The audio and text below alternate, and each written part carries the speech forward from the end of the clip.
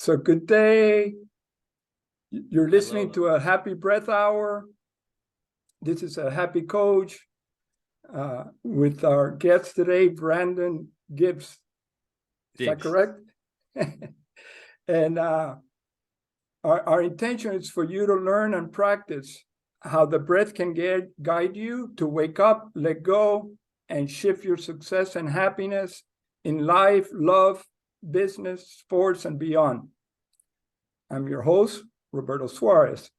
And to get you started, let's take a sigh of relief before I introduce our guest today. It's going to be very interesting for our listeners. So sigh of relief, we inhale through nose for 2 or 3 seconds, and then we let it go through the mouth. That'll help us get centered. So here we go. Breathe through the nose. Then let it go. Do that a couple more times. Inhale through the nose. Exhale through the mouth. One more time. Inhale through the nose. Exhale through the mouth. So our topic today is making money with breathwork and Ark.Fi. And our guest, Brandon Diggs, is a former, he calls himself sometimes corporate slave, a successful crypto and DeFi investor and founder of Drip Guide YouTube channel, where he educates you how to play the DeFi and the crypto game. So, Absolutely. Brandon, so how you doing? Welcome. I'm doing great. I'm having an extremely exciting day here. So I needed the calming breath work right there. That was very helpful. I don't know if you noticed, but I actually leaned back in my chair. So definitely needed that, probably a bit more as well. But yeah, I'm happy to be here, Roberto. And like you said, I am the Drip Guide on YouTube.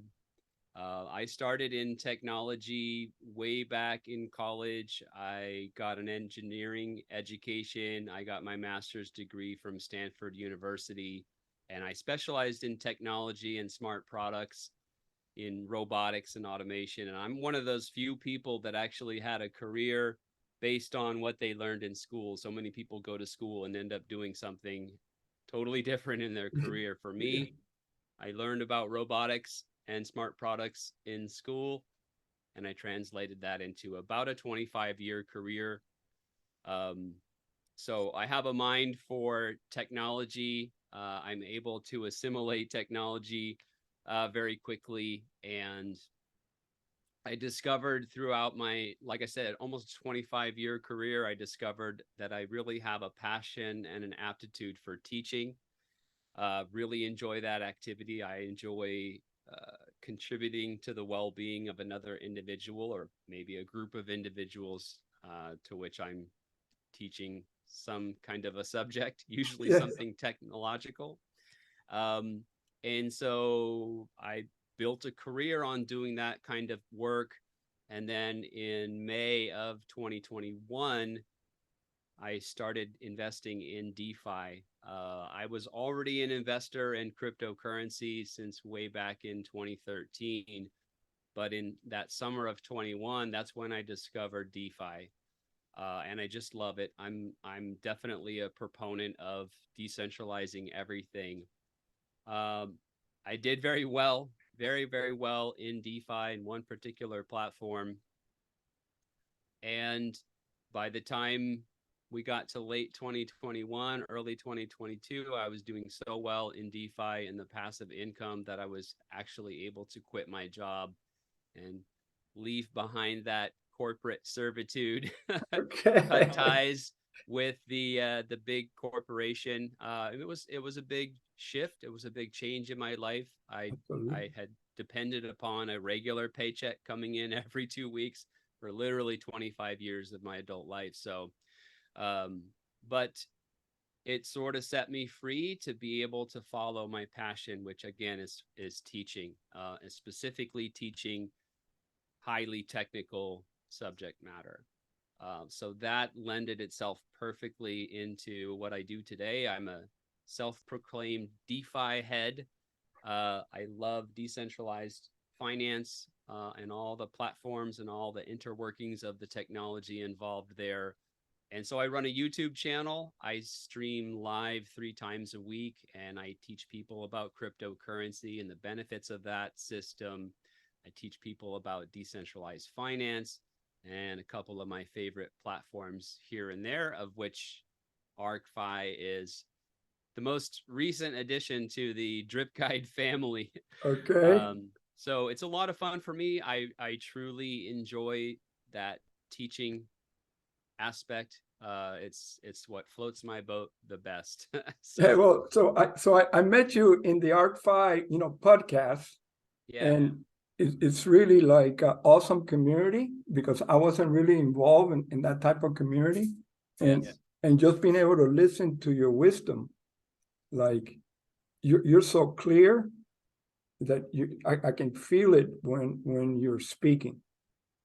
Thank you. Yeah, I like I said early in my career, fortunately, I sort of changed roles. I was hired out of Stanford to go work for Ford Motor Company as a design engineer, and I quickly discovered that engineers at Ford don't really do any engineering to speak of. It's really just more an administrative type of a role. So fortunately for me, there was a company in Silicon Valley that did some headhunting and recruited me. And so we all moved back to California, and I discovered in that position my joy, my love for teaching. I was a tech support engineer, which you don't think of that as a teacher, but really it's little moments of teaching. Every time I'm on the phone with a field service engineer or writing an email to somebody out there in the field that's facing some kind of technical problem, it's a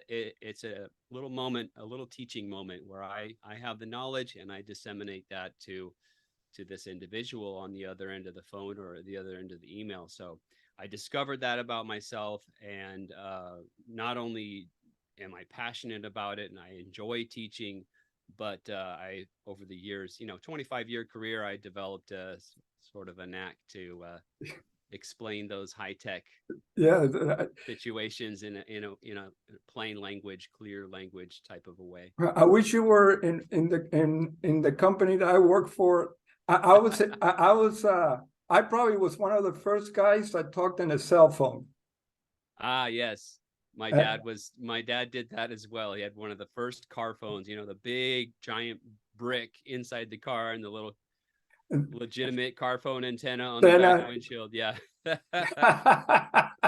so but the systems will always break down. Everybody like it was like so you needed some good engineers, and Yes, absolutely. like Yeah. how far we've come, in the technology. But let me ask you, did you ever do any meditation or I any did. yoga? So earlier in my life, about it's been about 15 years now almost. My first marriage was coming to an end. Uh-huh. And so I did a lot of work related, not so much to meditation and breath work and mindfulness, which I did get into that a bit later.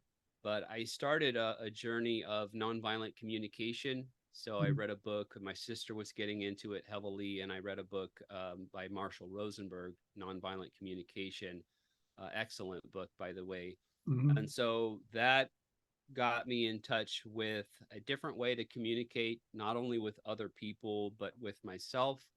And that sort of moved towards mindfulness and some inner child work. Mm-hmm. I was talking about this, and by the way, I absolutely love the nightly podcast at Ark, and you're right, it is definitely a nice sense of community in there that Mm-hmm. I really enjoy, and it's very actually quite unique, at least relative to my experience in DeFi and even with investing, right? Like, where do you invest and also join a community and interact with a bunch of other investors on a human level? Yeah. Normally, you think of investing and you're like on the screen logging into your broker and buying a stock, and there's no interaction there, so to speak of. So, um, But yeah, so learning that different way to communicate led into being more aware of how I communicate internally with myself, and that sort of moved into uh, some healing work with childhood trauma, Mhm. inner child work, therapy, different, not necessarily talk therapy. So I learned about how, we set up these core beliefs in our subconscious, and Mhm. our subconscious doesn't speak English. You can't talk with yourself on a subconscious level. You're Yeah. just not going to reach it because Yes. the subconscious mind doesn't have language. It has the amygdala, it has the lizard brain, right? It has the lower brain function, where it's much more in touch with the body. And so I learned about that and mindfulness, and being aware of meditating and being aware of the breath and being aware of body sensations, and sort of shutting down as much as possible, in a gentle way, shutting down the conscious thought processes, and being aware of where your focus is going. And yeah, so I think your breath work and that sort of thing really ties in with all of that. Yeah. Yeah, absolutely. Like, you caught me up surprise when you started talking about that the other day, a couple of days ago. And I go, oh, okay. No I'm wonder. like the Ark. There's many layers to the onion that you I peel go, back. no wonder he's so powerful.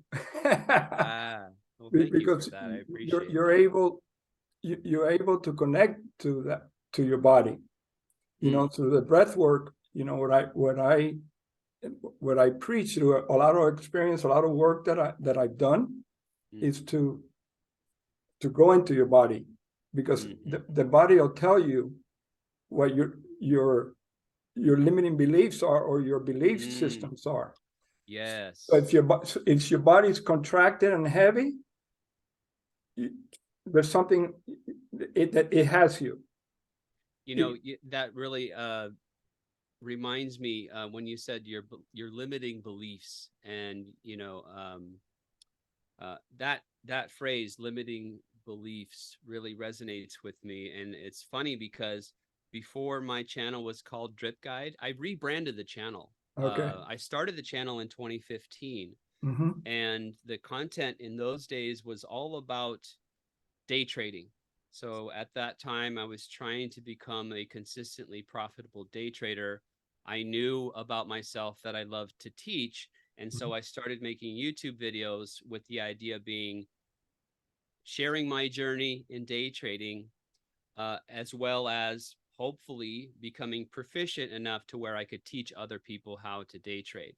Didn't really sit well with me from a moralistic Yeah. perspective. It's kind of, you could even say that I'm hypocritical. I don't like the whole trading industry uh, on a broader level, because it doesn't do anything for real human needs, right? We're all just trading back and forth all these imaginary digits, and food isn't being created, medical care isn't being administered, nothing is happening that actually really benefits human beings. Means. And so that doesn't sit well with me. But at the same time, we're all stuck in the matrix. And so I was looking for any sort of a way that I could earn income outside of my corporate employment. I really desperately, I liked my job. I liked teaching people, but there was still that aspect of punching a clock every day, Mm-hmm. answering to a boss, etc. So I was looking for a way to build a career as a day trader and have the income, so then I could free myself up and really pursue what I wanted to pursue in Yeah. my life. And ironically, that's what DeFi ended up finally doing for me. I never really made it as a consistently profitable day trader, but back in those days, I was doing the day trading content, and I quickly started to learn that there's so much psychology that goes into day trading, and the limiting beliefs Mm. are extremely challenging, and you start to deal with your inner child, because you can get into a situation when you're in a position where your mind just filters out all of the contrary information, and you're not even cognitive. You're not even really thinking. You're deep in your lizard brain, and you're just reacting in this sense. It's all past stuff. Yeah. So I don't remember what I originally called my channel, but as I began to discover the psychology behind day trading and the importance of beliefs, especially the core beliefs, the deeply held beliefs, I changed the channel name to Belief Trader, because beliefs are so important, not just the deeply held beliefs, but the more surface level beliefs. Like literally you're looking at a screen and you make a decision in trading because you believe something is about to happen.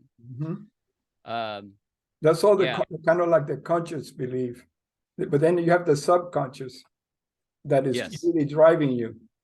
Yes. And if something triggers you, it just dismantles, and you're not aware. The thing is being aware of when that's happening, so you can shift it. Yes. Yes. And mindfulness is very helpful for that. Having a mindfulness practice absolutely allows you to observe what's happening and where your mind is going. Yeah. Very important for trading, and I mean, I think for life as well.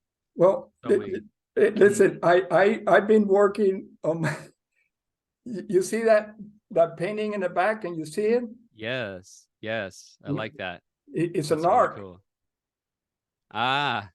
It's kind of like the earth being picked up and flying. And I found that I bought that painting in Cuba like 10 years ago. And then I was going for today, I go, oh man, that's the ark. I want to put that in the background because it's a message. That was a message that I wasn't able to see it when I saw it. What that message originally was about, it's about freedom in Cuba. It's like being free and flying away, Like, but he took that everything and put it into one like ark, just flying away. But today I saw it as my Ark.Fi being my freedom that I've been my financial freedom that I've resisted for 70 years. I've come close about 5 times, we lost the bid to win the non-wireless license in Miami, and then something else, every time I was gonna, every time you were gonna cross the finish line. Yeah. And my whole thing was retiring at 45, I'm going to play golf. You're a golfer as well. Yeah. Somebody told me, he goes, just play golf now. It doesn't matter. Okay, that sounds good, Yeah. And, but that thing, so the breath supports you in being able to become present and be able to realize you can actually go really deeper than just you can take the breath to heal your body, to heal your mind, and you can have the breath take you in a journey that you've never been, spiritual journey. And when you go through that funnel, it's like going through the funnel to being total consciousness, then everything works. A lot of times it'll take you a long time. I think you were fortunate because you have like this awareness, through, I guess, being an engineer and putting attention, because people always say, what's meditation? I go, meditation is just giving attention and being aware.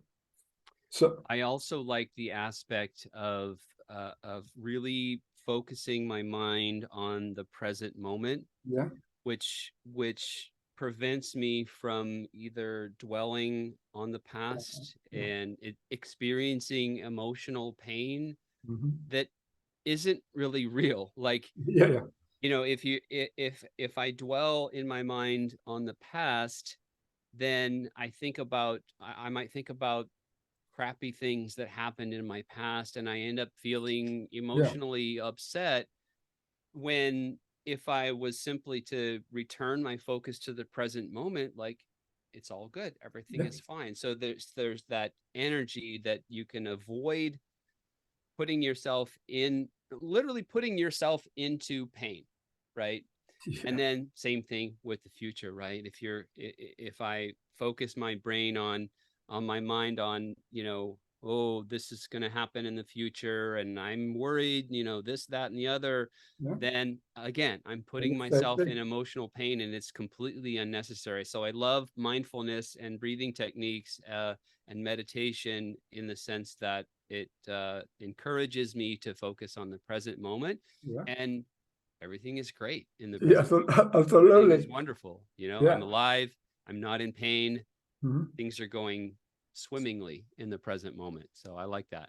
Yeah. What I tell people, you can either you call it pain from fear or from love. So my whole life was driven by fear, because of a lot of stuff that happened in my past. By the time I was 6, I got exiled twice from my country by a right wing and a left wing dictator. Oh, wow. So like, it was always like, yeah. Okay. So it was like, like the second time I'm still here, right? But the first time it was like a year thing, but I was 6 years old, and that kind of affected me. And a lot of so I overcompensated by winning, or even though I had fear, I overcompensate by winning, but I didn't focus on the losing part, which is my limiting belief. I'm a loser. I had to leave my country twice. For me, I went through a similar experience growing up where, I was taught as a young child in an abusive single mother, alcoholic type of situation, physically abusive. I don't want to get into that too much, but what a small child takes in that environment where their needs aren't being met, a small child is very, very limited in their ability to think things through. And certainly a small child isn't going to go, well, I understand why my mom is being this way towards me, because she's super stressed out and busy and she's trying to make ends meet. And,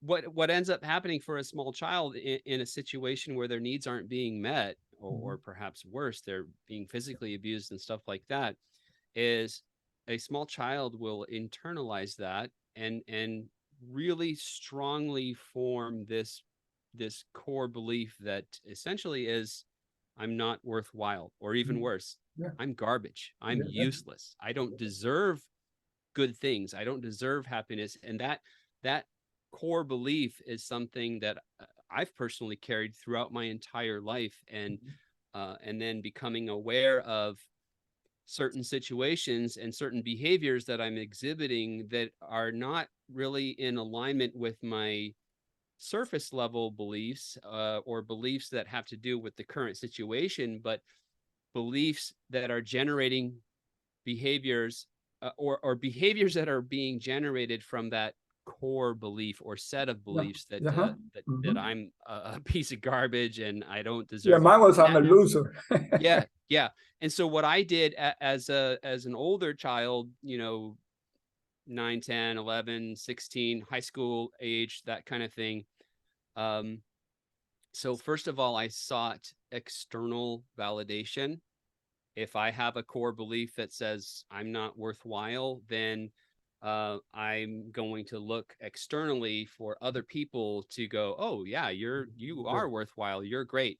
And so what that translated into was, I worked very hard in school. You were focused on winning. I was focused on being smart, getting good grades, doing exactly what the teacher wanted me to do, getting that 100% on the tests, and it kind of sucks that was my motivation for that was based on a very negative core belief. But at the same time, I did well in school. I went to college. I went to graduate school. Right. So, so when I think about my past, I'm like, I could sit here and cry and how awful it was. But I could also think, well, I'm happy where I am. I'm happy who I've become. And especially here recently, being able to get free from the corporate grind, and the rat race, and being able to really just 100% focus on doing the things that I want to do, having an impact on the world as much as one person can, you know, and again, contributing to the well-being of other human beings. That's very important to me. I would even get emotional about it because I really think it's tremendously fulfilling. And my personal belief is that anything that we humans can do, the most fulfilling, most rewarding pursuit for any human is to contribute to the well-being of others. And so I think it's wonderful when people get in touch with that. And then that leads into doing the kinds of things that do that. They contribute to the well-being of others. That can translate to tremendous success in business, right? For me, it translates into success of having a YouTube channel and people appreciating my content and that kind of thing. Yeah, it's like, and maybe we can bring that, you know, because we got into the meditation and all that, because having the mindset, you know, in the world that we're speaking into, you know, there's a lot of people that are into breath work and meditation, and I feel this. What's missing is abundance of financial freedom. You follow me? Because they're trying to take that and be able to start a breathwork business or a yoga business, and like anything else is the business, right? So maybe they're not generating, and that's what they want to do. So like what's so awesome, because I was going through the same thing, right? So, you know, I probably breathed, I don't know, 50,000 people in Cuba for nothing, you know, from my heart because my thing is to have a world that breathes happy, right? And my parents think my family thinks I'm crazy because I haven't made the money, you know. You go, you should be a CEO of some company, and you know, like and so, but I'm so clear, and what's happening is that this year I said I'm giving it all up. I'm just going to be open for the universe to bring me what I need, and then Alice called me, you know. Beautiful. And go, wow, you know. So now it's kind of like opening up. Now I'm here speaking to you, you know, like like I go, how does this happen? Pinch you know, myself, right? Yeah. You know, they're like, you know, great. I don't even know how many people you help, but you know, if you're like the master of like drip and all that, it's like, you know, you probably help, and you're retired, you know, that's like, but it's not like what I want people out there to get, and I know we need to finish here pretty soon. It's please. Is how you can still do what you're doing, right? Yeah. And then there's a means of making some extra money, right? Yes, I was going to say that. I think you know, with your business and helping people to develop some kind of an income related to breath work and helping other people and stuff, I think that dovetails beautifully with bringing them to the Ark. I love decentralized finance for the ability for everyday real people to develop, even if it's just $2 a day or $1 a day. I don't care.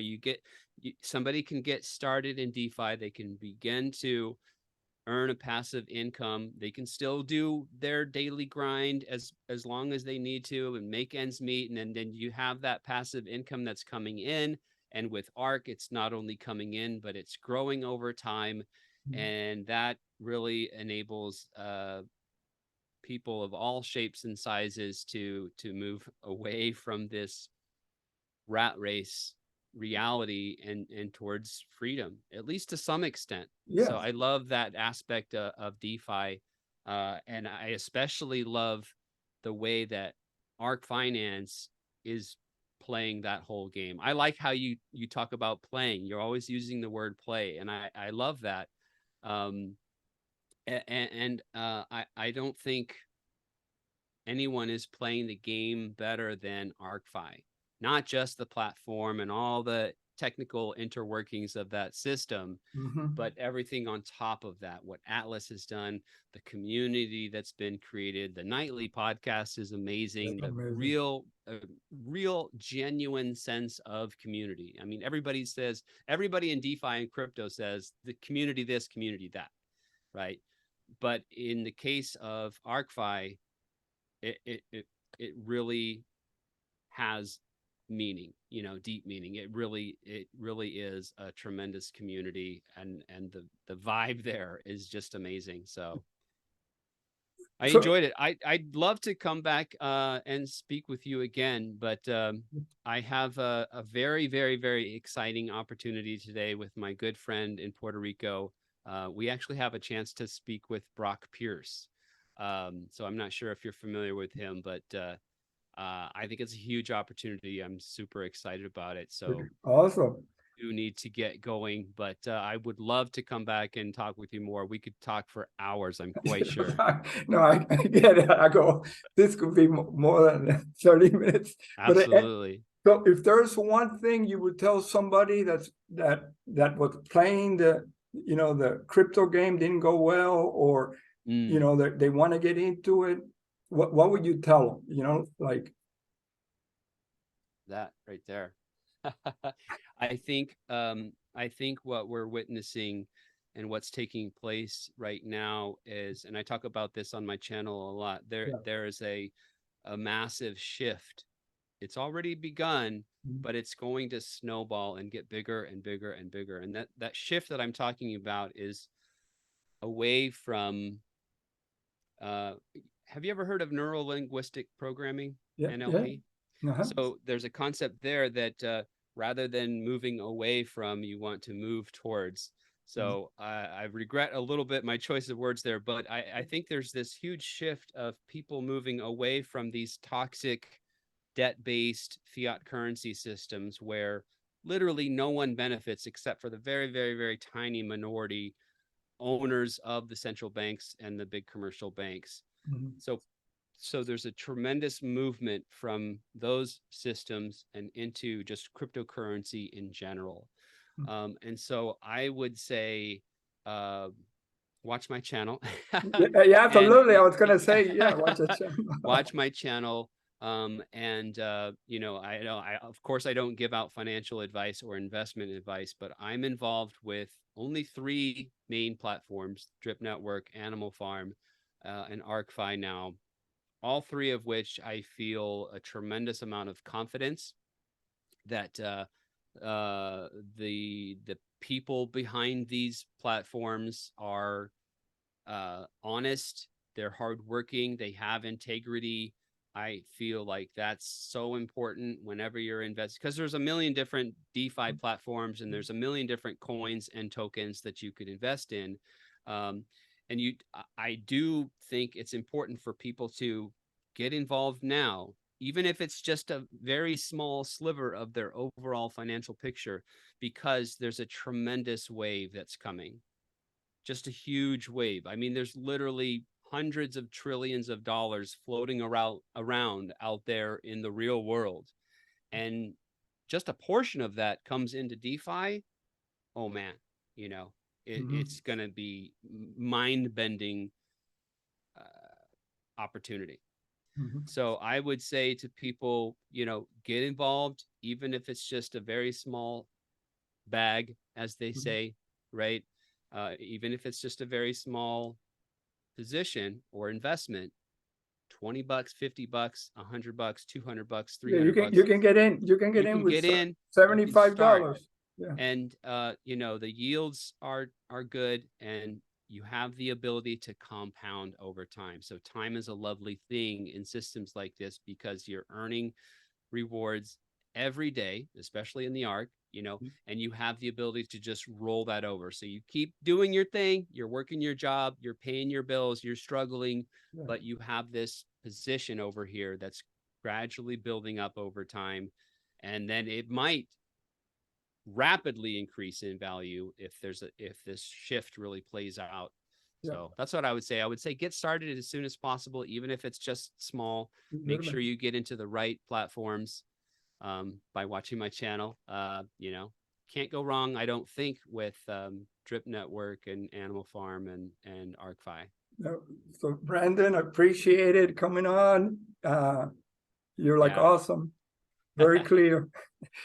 You fit my 3 words for 2023: clear, simple, and fun. All